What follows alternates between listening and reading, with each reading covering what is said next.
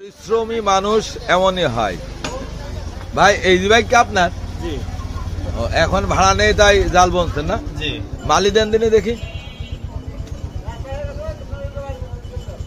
কয় ঘর পর পরে মালি দেন? 9 ঘর 11 ঘর। হাতের ওটা কি খস্তি বলে না? দেখি তো। এটাকে খস্তি বলে। কি আপনি বানিয়েছেন? জি। হ্যাঁ জি। মালি কয় ঘর পর পর দিচ্ছেন? 11 ঘর পর পর। 11 ঘর পর পর না? জি। কয় হাতে জাল হবে এটা? এটা হবে 8 হাত। আচ্ছা, এই মালি দেয়া কিন্তু এখনকার প্রয়োজন বোঝে না, এই খরচু বোঝে না, বুঝলেন?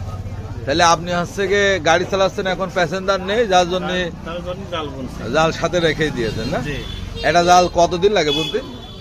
এ মানে রেগুলার ভাবে বুনলে মানে ভালো বুনতে পারলে 1.5-2 মাস লাগে।